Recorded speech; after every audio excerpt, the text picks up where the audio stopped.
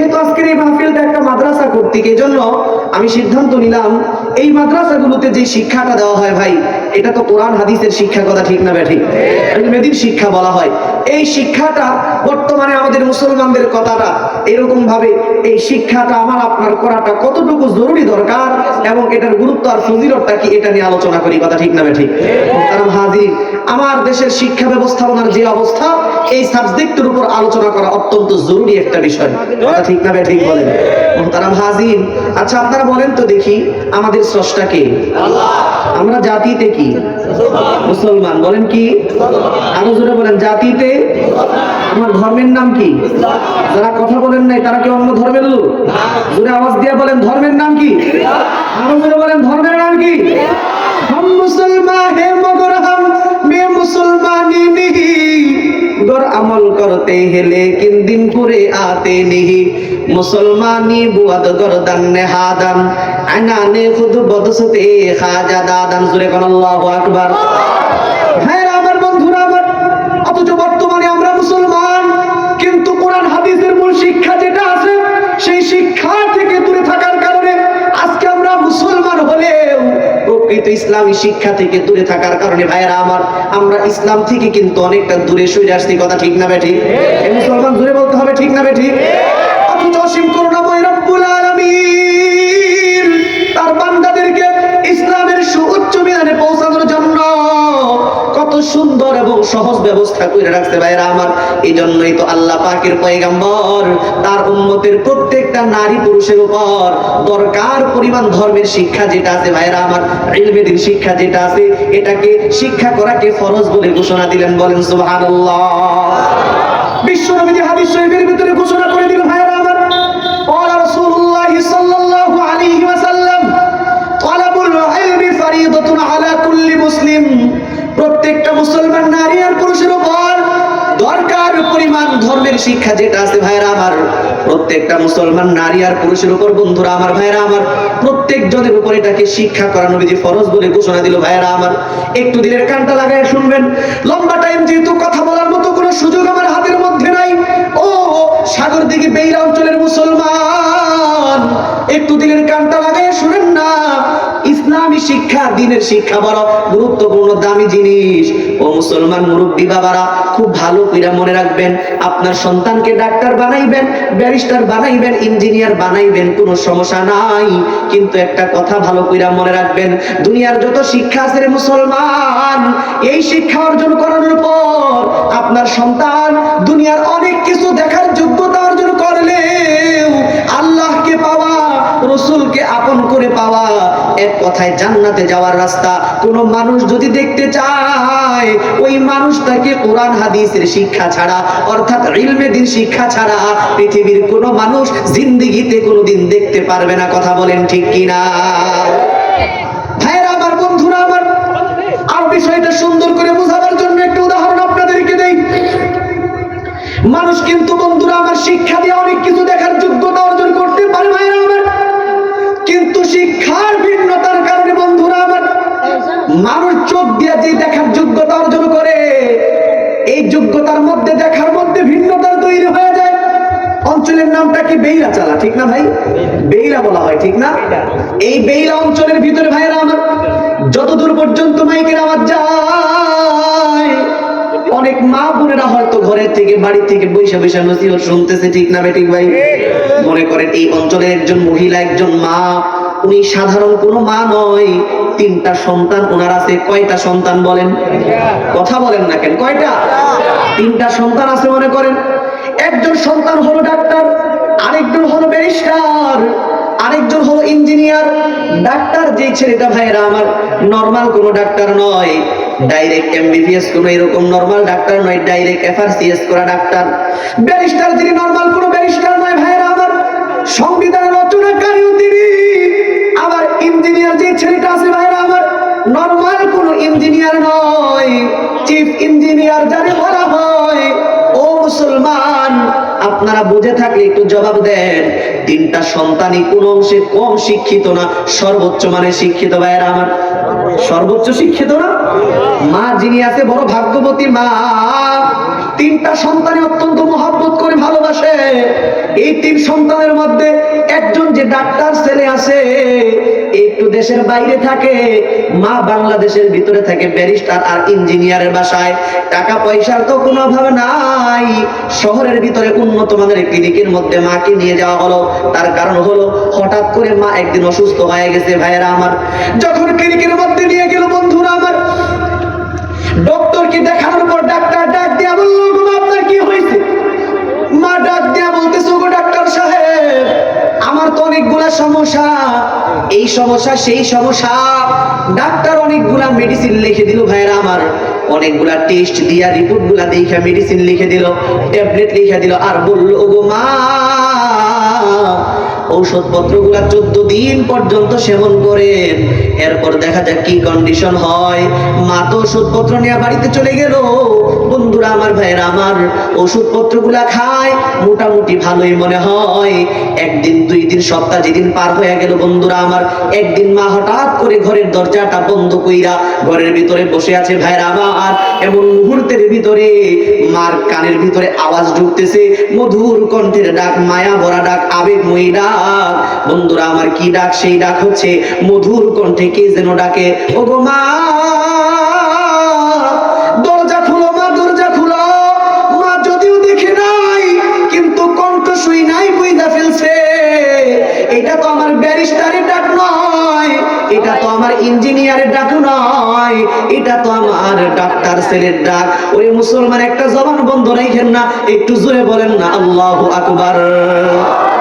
মা কেমনে বুঝলো? ভাইয়েরা আমার, আমার আসমান জমিনের মালিক আল্লাহ এমন এক কারিগর, এমন এক বানানেওয়ালা, তার ফ্যাক্টরিতে আমার আল্লাহ যত মানুষগুলো বানাইছে ভাইয়েরা আমার, একজনকে কিন্তু পার্সোনাল কণ্ঠ দিয়া বানাইছে, একজনের কণ্ঠ কিন্তু আরেকজনকে দান করেন নাই। কথা ঠিক কিনা ভাইয়েরা আমার? এই জন্য মা যদিও দেখে নাই, কিন্তু কণ্ঠ শুই নাই, বুঝা ফেলছে এটা তো আমার ব্যারিস্টারের ডাক নয়, এটা তো আমার ইঞ্জিনিয়ারের ডাক নয়, এটা তো আমার ডাক্তার ছেলের ডাক। মা যখন দরজা খুলে দিল ভাইরা আমার, দেখে দরজার মধ্যে ডাক্তার সন্তান দাঁড়ায় আছে। মা ডাইকা বলতেছে, কিরে বাবা, হঠাৎ করে কই থেকে আসলা? সন্তান ডাক দিয়া বলে, গো মা, তোমার অসুস্থতার কথা শুনলাম, তাই তো বিদেশ থেকে টিকিট কইরা তাড়াতাড়ি বাংলাদেশে চলে আসলাম তোমার একটা নজর দেখার জন্য। ওগো মা, তোমার অসুস্থতার কি কন্ডিশন আমার একটু বলো না। মা মুস্কি হাসি দিয়া বলে, বাবারে, ওষুধপত্র খাইতেছি, মোটামুটি ভালোই মনে হয়। ও মুসলমান ভাইরা আমার, মুস্কি হাসি দিয়া মা ভালো হওয়ার কথা যতই বলুক না কেন, এতটুকুতেই কোনো ডাক্তার ছেলে খুশি হবে নাকি ভাইরা আমার? খুশি হয়ে যাবে? ও যেহেতু ডাক্তার হয়েছে ভাইরা আমার, ডাক দিয়া বলতেছে, গো মা, ডাক্তার তোমাকে কি ওষুধ লিখেছিল? প্রেসক্রিপশনটা আমার একটু দেখাও না মা, দেখাও না। যখন প্রেসক্রিপশনটা বাহির কইরা ডাক্তার ছেলের হাতের মধ্যে দিছে ভাইরা আমার, ডাক্তার ছেলে একবার মাত্র তাকাইয়া দেখে বাংলাদেশি ডাক্তার তারে অনেকগুলা টেস্ট দিয়েছিল। ডাক দিয়া বলতেছে, রে মা, তোমারে তো অনেকগুলা টেস্ট দিয়েছিল, রিপোর্ট গুলা কোথায় রাখছো গো মা? মা বলতেছে, কেন বাবা রে, ওই তো তুষকের নিচে রাইখা দিছি। তুষকের নিচ থেকে সমস্ত রিপোর্ট গুলা বাহির কইরা একটা একটা কইরা রিপোর্ট দেখা শুরু কইরা দিছে। দেখতে দেখতে যখন ভাইরা আমার এক্স-রে ফিল্ম যেটা আছে, আমি আপনি যদি ক্লিনিকের মধ্যে যাই, ওই এক্স-রে ফিল্ম যেটা আছে বন্ধুরা আমার, প্লাস্টিকের মতো দেখা যায়। এক্স-রে করার পর দেয় কি দেয় না ভাইরা আমার, এটা কিন্তু আলোর দিকে ধইরা রিপোর্ট করা লাগে, দেখা লাগে বন্ধুরা আমার। ডাক্তার ছেলে একবার মাত্র বন্ধুরা আমার ওই রিপোর্টটারে আলোর দিকে একবার মাত্র ধরছে ভাইরা আমার, একটাবার মাত্র ধইরা ডাক দিয়া বলতেছে, ওগো মা, তোমার তো একটা সমস্যা হয়ে গেছে। বলে, কি হয়েছে? আমি তো দেখতেছি তোমার গল ব্লাডারের ভিতরে পাথর দেখা যায়। ভাইরা আমার, বন্ধুরা আমার, এই রিপোর্টটা কিন্তু ডাক্তার ছেলে দেখার আগে আরো 2 সন্তান ব্যারিস্টার আর ইঞ্জিনিয়ার আছে, মনে আছে তো আপনাদের? মনে আছে? মনে আছে? কমপক্ষে 20 বার করে দেখছে, কিন্তু পাথর খুঁজে পায় নাই। আপনারা কি তাদেরকে অশিক্ষিত মূর্খ বলতে চান নাকি? শিক্ষিত হওয়ার পরেও কেন খুঁজে পাইল না? ওই যে আপনাদেরকে বলছি, মনে আসেনি? মানুষ তো শিক্ষা দিয়া অনেক কিছু দেখতে পারে ভাইয়েরা আমার, কিন্তু শিক্ষার ভিন্নতার কারণে, শিক্ষাঙ্গনের ভিন্নতার কারণে, সাবজেক্টের ভিন্নতার কারণে মানুষের চোখের মধ্যে দেখার ভিন্নতা তৈরি হয়। আওয়াজ দিয়া বলেন কথা ঠিক কিনা? ভাইয়েরা আমার, বন্ধুরা আমার, কোন মানুষ যদি একজন রোগীর দেহের রোগ নির্ণয় করতে চায়, কোন মানুষ যদি রোগীর দেহের পাথর নির্ণয় করতে চায়, কোন মানুষ যদি রোগীর দেহের কাটা চিড়া ফাড়া যদি শনাক্ত করতে চায়, ও মুসলমান যুবক ভাইরা, মুরব্বী বাবারা, ভালো করে শুনেন, ওই মানুষটাকে কিন্তু ব্যারিস্টারি গিরি করলেই হবে না, ঠিক না বেঠিক? আওয়াজ দিতে হবে আমার সাথে, ঠিক না বেঠিক? ওই মানুষটাকে ইঞ্জিনিয়ার গিরি করলেও হবে না, ঠিক না বেঠিক? ওই মানুষটাকে অর্জন করতে হবে মেডিকেল সায়েন্সের শিক্ষা, কথা ঠিক কিনা ভাইরা?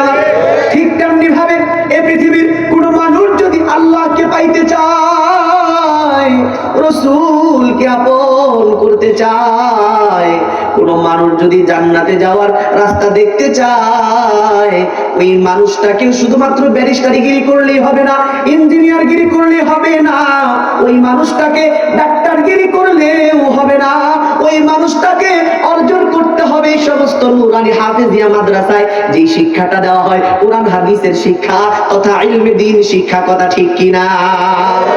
ও মুরব্বী বাবারা, যুবক ভাইরা, স্কুল কলেজে পড়তেছ, কোনো সমস্যা নাই, কিন্তু ভালো করে মনে রাখবা, দুনিয়াবি শিক্ষা দিয়ে কিন্তু অনেক কিছু দেখার যোগ্যতা অর্জন করতে পারবারে যুবক। ও মুরব্বী বাবারা, আপনার সন্তান অনেক কিছু দেখার যোগ্যতা অর্জন করবে, যেই রকম আকাশের দিকে তাকাইয়া অনেক কিছু দেখবে, জমিনের মধ্যে হাত লাগাইয়া কয়তলা বিল্ডিং হবে এইটা বুঝার মতো যোগ্যতা অর্জন করবে। শুধু তাই নয়, এইরকম ভাবে গ্লাসের ভিতরে, বোতলের ভিতরে যে পানিগুলা দেখতেছেন, এই পানিগুলার মধ্যে কোনো জীবাণু আছে কিনা এইটা দেখার মতো যোগ্যতা অর্জন করবে। কিন্তু সব কিছু দেখার যোগ্যতা অর্জন করলেও আমার আল্লাহকে পাওয়া, রাসূলকে আপন করে পাওয়া, এক কথায় জান্নাতে যাওয়ার রাস্তা কোরআন হাদিসের শিক্ষা ছাড়া পৃথিবীর কোনো মানুষ জিন্দেগিতে দেখতে পারবে না। যদি একমত হন, একটু জবানটারে খুইলা বলেন কথা ঠিক কিনা? আমাদের তো বুঝে আসে না ভাইরা আমার। আজকে মুসলমান তার বাড়ির কাছের ভিতরে জীবনের সুলগ্নে কোরআন হাদিসের শিক্ষা যেটা দেওয়া ফরজ নবীজি বলেছেন, কমপক্ষে এতটুকু শিক্ষা থেকে বঞ্চিত কইরা মুসলমান তার সন্তানদেরকে উচ্চ শিক্ষায় শিক্ষিত করার জন্য দেশ থেকে দেশান্তরে পাঠায়া দেয়। আছে না নাই? কথা কোন আছে না নাই? ও ভাইরা আমার, বন্ধুরা আমার, ভুল তর্জমা বুঝিয়েন না। আমরা কিন্তু কখনোই এই কথা বলি না মুসলমানের সন্তানেরা ডাক্তার হবে না, ব্যারিস্টার হবে না, ইঞ্জিনিয়ার হবে না, এই কথা আমরা ভাই কখনোই বলি না। বরঞ্চ আমাদের ব্যক্তিগত থিওরি হলো, বর্তমানে শিক্ষার যে সিচুয়েশন, তথ্য প্রযুক্তির এই যুগে আমরাও তো চাই মুসলমানের সন্তানেরাই বিশ্ব সেরা তথ্যবিদ হোক। ভাইরা আমার, আমরাও তো সায়েন্সের এই যুগে চাই মুসলমানের সন্তানেরাই বিশ্ব সেরা সায়েন্টিস্ট হোক। কিন্তু এই কথার অর্থ কিন্তু এটা নয় মুসলমান তার সন্তানদেরকে বিশ্ব সেরা সায়েন্টিস্ট বানাইতে যাইয়া আজকে মুসলমান তার সন্তানদেরকে ইসলাম ধর্মের, আমাদের ইসলাম ধর্মের মুসলমানদের মূল যে শিক্ষাটা আছে কোরআন হাদিসের শিক্ষা, ইলমে দ্বীন শিক্ষা, নবীজি যতটুকু শিক্ষা করাকে ফরজ বলতে ভাইয়েরা আমার, কমপক্ষে এতটুকু শিক্ষা থেকে আপনি আপনার সন্তানদেরকে বঞ্চিত করে দিবেন। যুবকেরা সেই শিক্ষা থেকে দূরে চলে যাইবা, এটা জীবনে কোনো দিন মুসলমান মানতে পারে না। জোরে বলেন কথা ঠিক কিনা? এই যুবক ভাইয়েরা, আজকে বিএ পাস করছো, এমএ পাস করছো, কত শিক্ষা তোমার আছে যুবক, কিন্তু দুঃখ নিয়ে বলতে হয় মুসলমানের সন্তান যুবক বয়স তো 25-30 হয়ে গেল, আজও পর্যন্ত দুনিয়ার শিক্ষা অর্জন করলা, এখনো পর্যন্ত কুরআনুল কারীমের সূরাতুল ফাতিহাটা শুদ্ধ কইরা পড়তে পারো না, এমন যুবক আছে না নাই? এজন্যই মাঝে মাঝে আমি বলি, আজকে একটু বলতে চাই, রাগ করবেন আপনারা? এই যুবক রাগ করবো তোমরা? বিআরএমএ পাস, হাই কি সর্বনাশ, বিআরএমএ পাস, হাই কি সর্বনাশ, সবকিছু জানে কিন্তু আরবি জানে না, কথা ঠিক কিনা? আলিফ বা তা সা জিম হা খ, স্কুলগুলোতে এসব হয় না শিখা, কথা ঠিক না বেঠিক? কোরআন হাদিস যায় না জানা, হালাল হারাম হয় না মানা, ঠিক কিনা? ঘুমাইছেন আপনারা? আপনাদের মধ্যে কোনো আওয়াজ নাই, আওয়াজ থাকবো কই থেকে? আওয়াজ দেখতেন, বুঝছেন মুরব্বী? যদি খালি না আমি না বইয়া, বুঝছেন, যুবকের সংখ্যা কিন্তু এখানে বেশি। যদি আমি না বইয়া, এই অপারেটর ভাই তুমিও কিন্তু হাসা কথা কইবা, যদি আমি না বইয়া তাহেরি ভাই বইতো, আর যদি একটা টান দিত খালি, তোমরা কি বুঝাইবা আমার অন্তর বইরা কহিলা। অবস্থাটা উঠে গেছে। আর আমি যে সুন্দর নসিহত সঠিক শোনাইতেছি, এর মধ্যে কোনো আওয়াজ পাই না। এই যুবকেরা তাকবীর দাও, নারায়ে তাকবীর, নারায়ে তাকবীর, কোরআন সুন্নাহর আলো। এই যুবকেরা কোরআন শিখতে রাজি আছো? তোমরা রাজি আছো ইনশাআল্লাহ? হাত জায়গায় রবকে দেখায় দাও ইনশাআল্লাহ। আল্লাহ তুমি কবুল করে নাও, জোরে বলেন আমিন। যুবক, তোমাদেরকে বলার মতো আজকে সময় আমার হাতে নাই। সাবজেক্ট যেহেতু মাদ্রাসার বিষয়ে বলতেছে যুবকেরা, এরপরেও তোমাদেরকে বইলা যাই, কোরআনটারে শিখবা, কোরআনওয়ালা হইবা, এরপর ডাক্তার হইবা, ব্যারিস্টার হইবা, ইঞ্জিনিয়ার হইবা, ঠিক আছে ইনশাআল্লাহ? মনে করতেছো পরে যাই শিখবা, এটা যুবক ভাই ভালো করে মনে রাখবা। দুনিয়া থেকে সব কিছুর মেইনটেইনের সিরিয়াল কিছু থাকলেও তুমি আমি দুনিয়া থেকে চলে যাবো রে যুবক। এই দুনিয়া থেকে বিদায় হয়ে যাওয়ার কোনো সিরিয়াল নাই, কথা ঠিক কিনা? এই জন্য যুবক, আমি তোমাদেরকে একটু লক্ষ্য করে বইলা যাই, ও যুবক, এই দুনিয়ার মায়ায় পড়ে করছো কত বাহানা,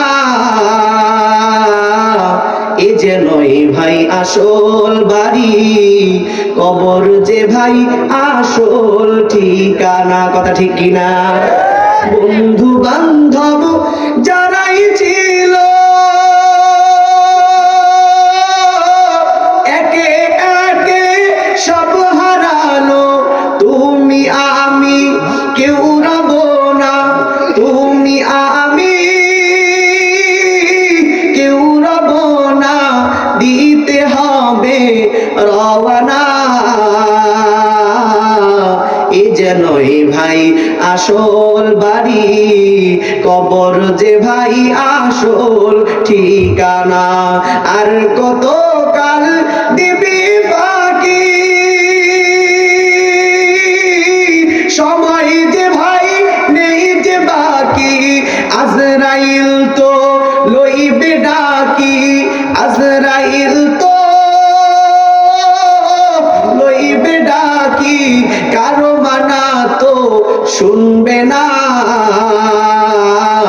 এ যেন ভাই আসল বাড়ি, কবর যে ভাই আসল ঠিকানা, এ যেন ভাই আসল বাড়ি, কবর যে ভাই আসল ঠিকানা। ও যুবক, এই দুনিয়ার মায়ায় পড়ে করছো কত বাহানা, এ যেন ভাই আসল বাড়ি, কবর যে ভাই আসল ঠিকানা। এই জন্য যুবক ভাইরা, আজকে নিয়ত করছো তো ইনশাআল্লাহ জেনারেল শিক্ষিত হইব, ডাক্তার ব্যারিস্টার হইব, কিন্তু কোরআন হাদিসের শিক্ষা যতটুকু নবীজি করতে ফরজ বলছেন কমপক্ষে এতটুকু শিখবে ইনশাআল্লাহ। যুবকেরা রাজি আছো? কোন কোন যুবকেরা নিয়ত করছো হাত জায়গায় মালিককে দেখায় দাও। আল্লাহ তুমি আমাদেরকে কবুল করো, জোরে বলেন আমিন। আরো জোরে বলেন না আমিন। আমার বন্ধুরা, এবার কি সংক্ষিপ্ত আলোচনা দ্বারা আপনাদেরকে কি বুঝাইলাম আমি? যেই কথাগুলো ভাঙ্গাচোরা বললাম, একটু বুঝে থাকলে বলুন তো দেখি, তাহলে আমাদের জীবনে কোরআন হাদিস শিক্ষা করার দরকার আছে না নাই? অর্থাৎ দিন শিক্ষা যেটা, ইলমে দিন শিক্ষা যেটা, এটা শিখার দরকার আমাদের আছে না নাই?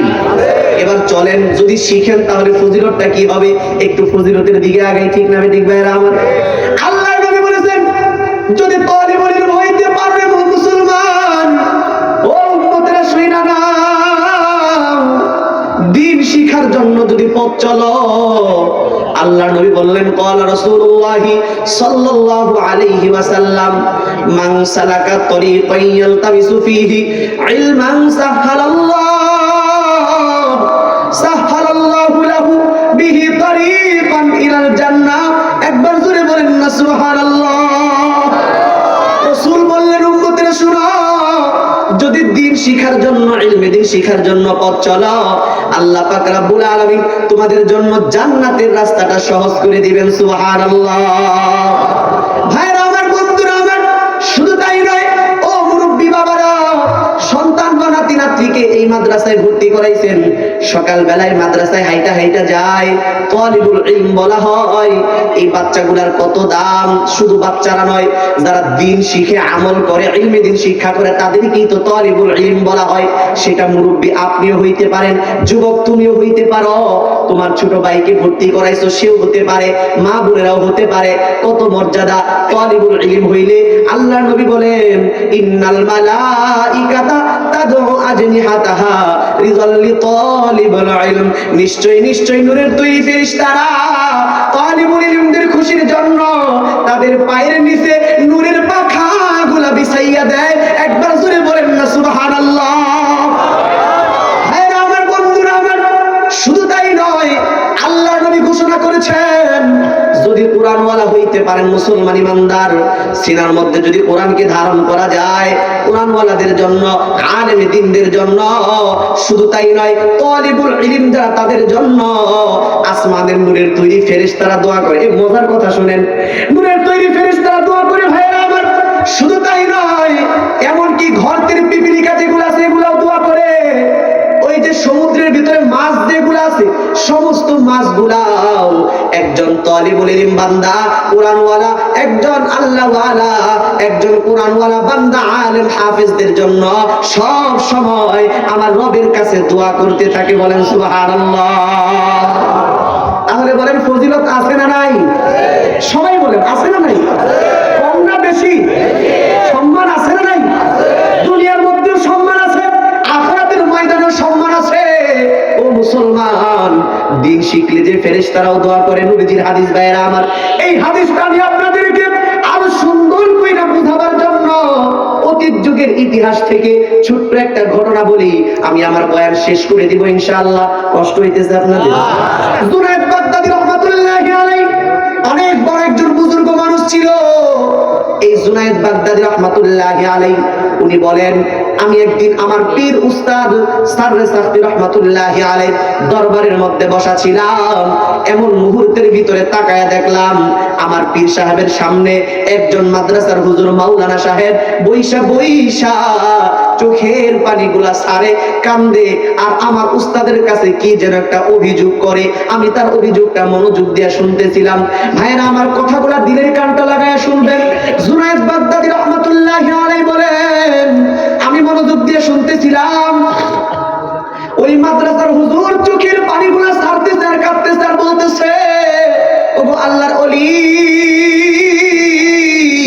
আমার একটা মাদ্রাসা আছে, আমার মাদ্রাসাটা হইল ইরাকের দিজলা নদীর পারে। আমার এই মাদ্রাসার ভিতরে ছোট্ট ছোট্ট বাচ্চারা আল্লাহর কোরআন মুখস্থ করে। এই ছোট বাচ্চাদের মধ্য থেকে এমন একটা ছোট্ট বাচ্চা ছিল, বয়স মাত্র 7-8 বছর, কিন্তু তার সিনার মধ্যে রবের কুদরতি জবানের 30 পারা কোরআনুল কালামটা জমে গেছে। বলেন সুবহানাল্লাহ। মাদ্রাসার হুজুর কাঁদতেছে আর কথাগুলা বলতেছে। ভাইরা আমার, বন্ধুরা আমার, ডাক দিয়া বলতেছে, ওগো আল্লাহর ওলি, এই ছোট্ট ছেলেটার দুনিয়ার মধ্যে বাবা নাই, দুনিয়াতে আপন বলতে আর কেউ না, মা ছাড়া কেউ নাই। এই বাচ্চাটা এত নম্র ভদ্র, যেই মুহূর্তের ভিতরে মসজিদের মিনারের ভিতরে মুয়াজ্জিন আজান দেয়, আজানের আওয়াজটা শোনার সঙ্গে সঙ্গে এই বাচ্চা ছেলেটা আমার ওযুর পানি আনার জন্য দৌড়াইয়া নদীর কিনারায় যায়। এই ছেলেটার আগে আর কেউ ওযুর পানি আনতে যাইতে পারে না। এই বাচ্চা ছেলেটা প্রত্যেক দিনের মতো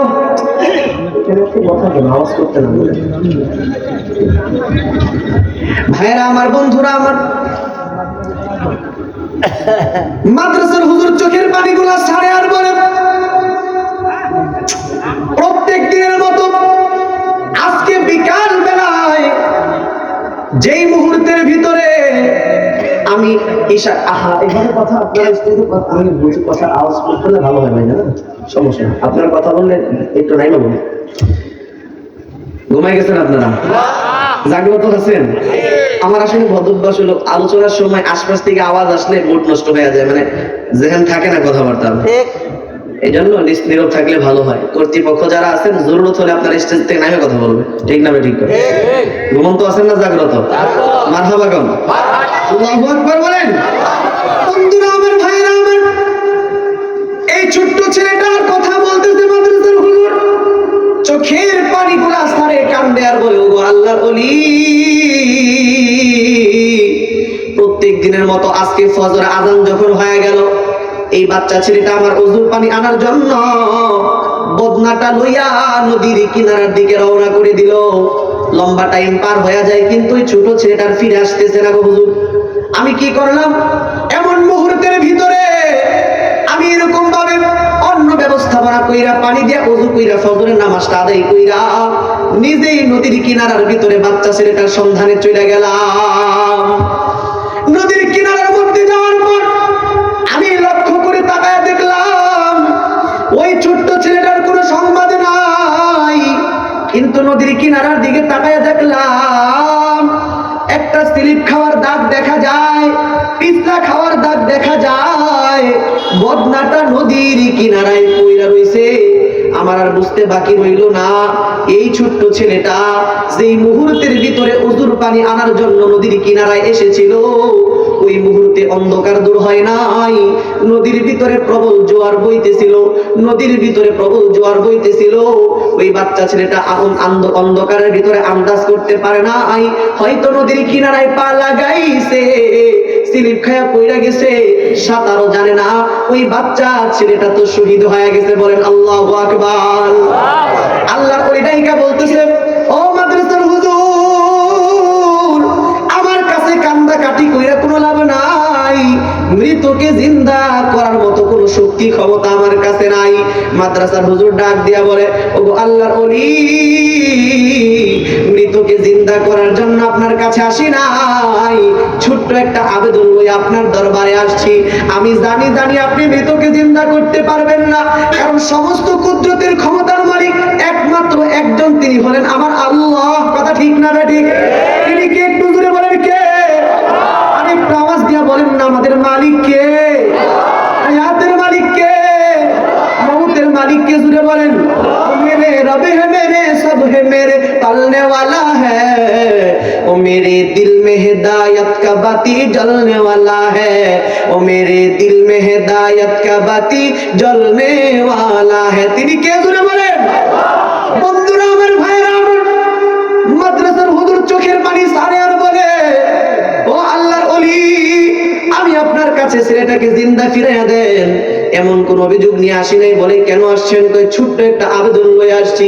আমার আবেদনটা হইল, এই যে বাচ্চা ছেলে দুনিয়া থেকে বিদায় হয়ে শহীদ হয়ে গেল, এই বাচ্চা ছেলের দুনিয়াতে বাবা নাই, একমাত্র আপন বলতে মা ছাড়া দুনিয়ার মধ্যে কেউ নাই। প্রত্যেকদিন বিকাল বেলায় তার মা তার সন্তানটা একটা নজর দেখার জন্য মাদ্রাসার ভিতরে আসে। প্রত্যেক দিনের মতো আজকে বিকাল বেলায় যখন আসবে, আসার পর যখন দেখবে কলিজার টুকরা সন্তান আর দুনিয়াতে নাই, মা তো পাগল পারা হয়ে যাবে। তখন যদি আমার বিরুদ্ধে মামলা কইরা দেয়, আমার তো যাবজ্জীবন কারাদণ্ড হয়ে যাবে, মুক্তি পাওয়ার কোনো সম্ভাবনা থাকবে না। ওগো আল্লাহর ওলি, আমি আপনার কাছে আসছি ছোট্ট একটা আবেদন লইয়া। আমার আবেদনটা হইল, আপনি যেহেতু দেশ বিখ্যাত আল্লাহর ওলি, আপনি যেহেতু মহিলাটারে ডাইকা নিয়ে আইসা একটু বুঝাইয়া বলেন, ও মারে, তোমার সন্তান তো শহীদ হয়ে গেছে, ধৈর্য ধারণ করো, তুমি শহীদের মা হইয়া জান্নাতে যাইবা, হয়তো মহিলাটা আমারে মাফ করে দিতে পারে। এই আবেদনটুকু লইয়া আপনার কাছে আসছি। বন্ধুরা আমার, ভাইরা আমার, এই কথা বলার পর আল্লাহর ওই ডাক দিয়া বলতেছে, ও মাদ্রাসার হুজুর, আপনি কি সেই মহিলার বাড়ি চিনেন কিনা? বলে, হ্যাঁ চিনি। কয়, ডাইকা নিয়ে আসেন। যখন ডাকার জন্য সেই বাড়িতে চলে গেল, ভাইরা আমার, মহিলার ঘরের পাশে যাইয়া মাদ্রাসার হুজুর বলে, ও আব্দুর রহমানের মা বাড়িতে আসেননি? মহিলাটা ডাইকা বলে, কে গো বাবা? মাদ্রাসার হুজুর বলে, আমি তো আপনার সন্তানের উস্তাদ বলতেছি। মহিলাটা ডাক দিয়া বলে, আপনি কেন আসছেন? বলে, আল্লাহর ওলি সাররে সাখতি রহমাতুল্লাহি আলাইহি আপনার সালাম জানাইছেন, চলেন না তার দরবারে একটু চইলা যাই। মহিলাটা বোরকা পইরা পর্দা পরিহিত অবস্থায় আল্লাহর ওলির দরবারে চলে গেল। আল্লাহর ওলি ডাক দিয়া বলতেছে, রে মা, তোমার স্বামী কোথায়? মহিলাটা ডাক দিয়া বলে, ওগো আল্লাহর ওলি, স্বামী আমার নাই, দুনিয়া থেকে বিদায় হয়ে গেছে। বলে, সন্তান আদি কয়জন? কয়, একটা মাত্র সন্তান, আর আপন বলতে দুনিয়াতে সন্তান আদি বলতে কেউ নাই। আল্লাহর ওলি ডাইকা বলে, ওরে মা, একমাত্র কলিজার টুকরা সন্তানকে স্কুল কলেজ ভার্সিটিতে না পড়াইয়া মাদ্রাসায় কেন ভর্তি করাইলা রে মা? মহিলাটা চোখের পানি সারে কান্দে আর বলে, ওগো আল্লাহর ওলি, স্বামী আমার দুনিয়া থেকে, আমার আল্লাহ অল্প সময়ের ভিতরে দুনিয়া থেকে বিদায় নিয়ে নিছেন। ওই দুনিয়ার কোনো মোহাব্বত আমার অন্তরের ভিতরে নাই। জোরে বলেন না আল্লাহু আকবার। এই দুনিয়ার কোনো মোহাব্বত আমার অন্তরের ভিতরে নাই। কিন্তু কোন ওয়াজ মাহফিলের ভিতরে শুনলাম, মাওলানা সাহেবরা হাদিসের ভিতরে শোনায়, নবী নাকি ঘোষণা করেছেন, সন্তানকে যদি হাফেজে কোরআন বানানো হয়, ওই সন্তানের বাবা মা নাকি নূরের মুকুট মাথায় লইয়া জান্নাতের ভিতরে যায়। মনের মধ্যে বড় নিয়ত লইয়া সন্তানটার মাদ্রাসায় ভর্তি করাইলাম। কলিজার টুকরা সন্তানকে হাফেজ বানাইয়া হাফেজে কোরআনের মা হইয়া জান্নাতে যাইতে চাই। একবার চিৎকার মেরে বলেন না সুবহানাল্লাহ।